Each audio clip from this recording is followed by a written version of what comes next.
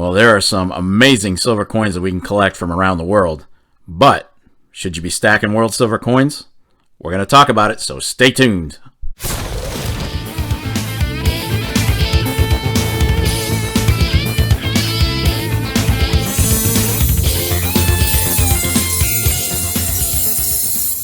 What's going on, YouTube? Welcome to another episode of the Silver and Gold Stack Attack. And as always, I'd like to thank you for taking a few minutes out of your day to check out the new video. And if you like what you see here and you want to help support the channel, then why not take a jab at that thumbs up button, scribble out a comment down below, and subscribe if you haven't already done so. Also, be sure to click on that bell so you'll be notified when a new video drops. You guys know how much I appreciate the support. Just an FYI, we do have a GAW going on for Monday. Be sure to get your comment in on the GAW video. Some really great prizes if you haven't seen the video yet. So check it out, get your name in there, and we're going to do a drawing on Monday. Alright, if you've been stacking long enough, you've undoubtedly run into some world silver coins over the course of your journey. Some of the older coins from around the world are absolutely amazing, and they come in various silver content from 925 sterling silver on down. But the question is, should you be stacking them? Well, I'll show this thing. I'm going to go over the pros and cons of collecting world silver, and I'll give you a quick top 10 of my favorites. So far, anyway. I mean, that's always subject to change because I'm constantly on the lookout for more. I love collecting different designs. So make sure you stick it out to the middle end of the video to see some really cool silver coins. Now, we're going to start off with the pros of world silver coins. Number one, absolutely beautiful designs. I mean, some of these older coins are prevalent with like sailing ships, which is one of my absolute favorite types. Love it. Love the sailing ships. There's just something about those things that make for a fantastic design. Number two, historical. Many foreign coins depict images of important people and events. Not only do you get a great looking coin, but hell, you can learn a little bit about that country's history too. Number three, they hold and gain value. If you pay $30 for a 50 franc Hercules coin from France, you're likely going to get that back in value or more due to the collectability and uniqueness of the coin. That's pretty much the same for a majority of the silver coins from around the world. And number four, many of them are going to have limited mint runs, which makes them even more collectible and valuable. So there are your pros. Let's go over the cons. Number one, some of these damn things can be expensive. I mean, even though you're getting less than an ounce of silver in nearly all cases, an ounce of generic silver can cost a lot less than some of these world silver coins, depending on which one it is.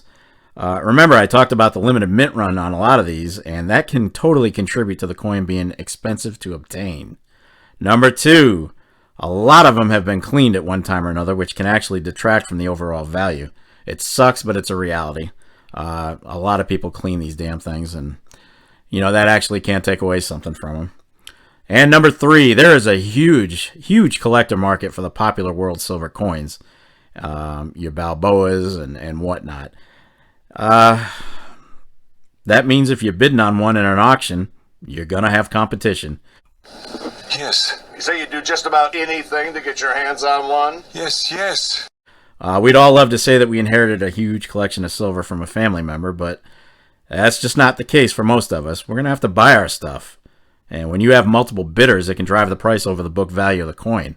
It's whoever has the deepest pockets and wants it the most. And there you have it, the pros and cons of world silver. So let's answer the question that this video is based on. Are world silver coins worth stacking? Well, in a nutshell, my answer and opinion is no. These generally aren't stacking coins unless you have deep pockets. Now, there are some out there who absolutely do stack some of their favorites of these. For example, I know several who collect the French Hercules coins, and I mean, they buy them up. They buy them up in volume. It's a cool coin. You know, reality is for general stackers, I'm leaning towards these not being for mass accumulation. These are collector coins, and you're going to pay a much higher premium on them than you would for a standard silver coin or bar. Now, if you're a stack collector, like me, and kudos to Triple P on that word, I love collecting these coins, and I'm building up a pretty nice collection of them as I go. But typically, it's one or two of each for me unless I find a killer deal on a lot. So when we're talking about collecting, you better believe it. I love them. I will collect them. These add a whole new dimension to your stacking hobby if you're so inclined. Now, those who are stacking from pure mass and overall weight, they're more than likely not going to be collecting much of anything, since the bottom line is the premise of their accumulation. Alright, so before I close out this video, I want to go over my top 10 world silver coins from 10 to 1. These are my favorites, and again, these are always subject to change, because I always seem to find something else I like. But number 10 is going to be the 1949 Canadian silver dollar. This is an 80% silver coin with an actual silver weight of 0.60 ounces, and it had a mintage of 672,218. It shows John Cabot's ship, the Matthew, and of course, on the other side, we have King George. Pretty nice coin. All right, number 9 is going to be the 1977 Mexican 100 pesos, or 100. This one's, I believe, 72% silver. It's got an actual silver weight of 0.643 ounces. I'm not sure the actual mintage on this one, since different sources can't seem to corroborate it.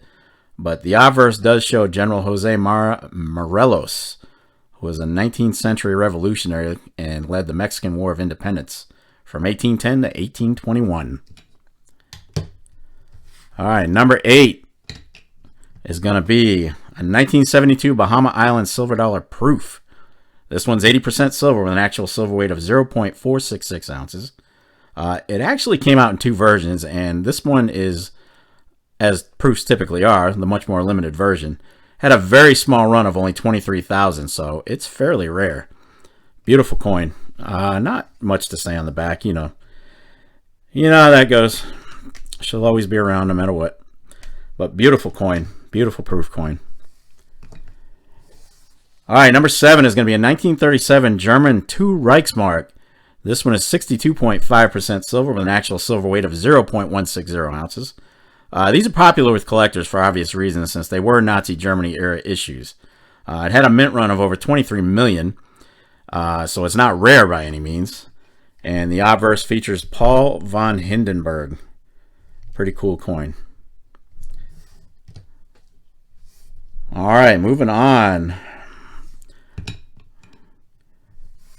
This is a 1952 South Africa 5 shillings.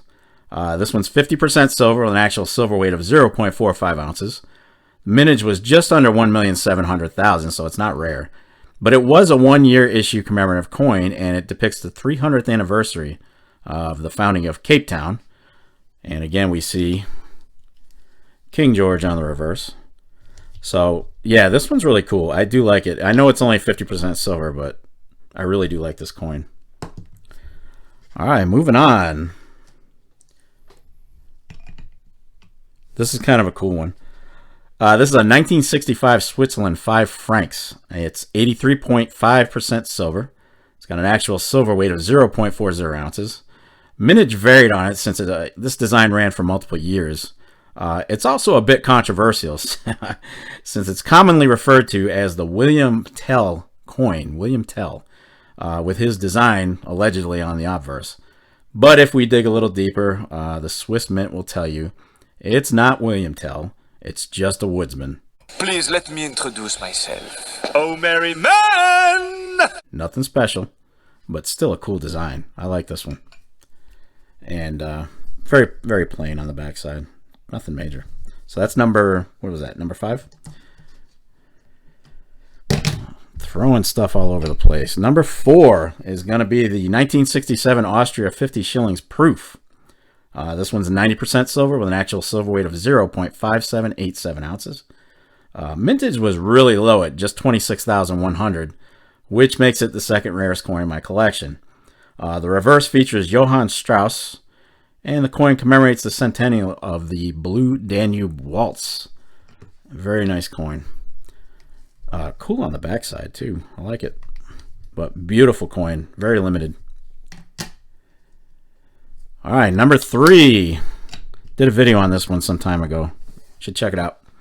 Number 3 is going to be the 1948 Mexican 5 pesos. This one's 90% silver with an actual silver weight of 0.8681 ounces. So close to an ounce of silver. Big coin. Really big coin. The mintage for this design ran for only 2 years in 1947 and 1948. The 47 is more limited, if I recall, so that's the one you'd want. The obverse features Cuauhtemoc, who was the last Aztec emperor in 1522. And on the reverse, you have the Mexican coat of arms. So, beautiful coin. I think a bunch of us have these. Very, very good one to add to your collection. Pretty good amount of silver in that. All right, we're moving on. Number 2. I love this one. This is a 1934 Panama silver dollar, or un balboa. It's 90% silver with an actual silver weight of 0.77 ounces, so getting closer to an ounce. It was minted for Panama by the Philadelphia Mint, and the design ran for a few years in different denominations. The obverse features Vasco Núñez de Balboa, who was a Spanish conquistador and explorer. He was basically screwed over by his commanding officer. First time. I have a video on the history of the Balboa if you're interested. It is an insane story. You should check it out. And on the other side, we got a very cool design. It says lay 0.900. That's by law. It has to be 90%. And it shows you the grams. Very cool design. Very cool coin. Good size, too. And my number 1 most favorite coin. This one is the 1977 France 50 francs. I love this one. And this thing is an absolute beast. I mean, I thought the Balboa was massive at 38 millimeters. This one tops it at 41. So 41 millimeters in diameter. It's 90% silver with an actual silver weight of 0.861 ounces. And it was minted in several denominations for a few years. The mint run for this 1977 was 7,884,000, so it wasn't rare. But a lot of them were melted down and hoarded by collectors, which pretty much puts a premium price tag on them. They're not cheap, folks. These are not cheap when you buy them online. The smaller versions can be had within reason, but this is the largest, and it retains value. It sells well, and it retains value. So that is my number 1 favorite world silver coin. All right. So there you have it. A quick glance at some of my world silver coin collection. So what are your thoughts on these? Are they stackable or just collectible? And would you or do you collect any of these? Make sure you leave me a comment down below and let me know. I'd love to hear your opinion. And that's going to wrap it up for this episode of the Silver and Gold Stack Attack. And if you made it this far, kudos to you. I will definitely catch up with you in the next episode. But in the meantime, you know what our mission is.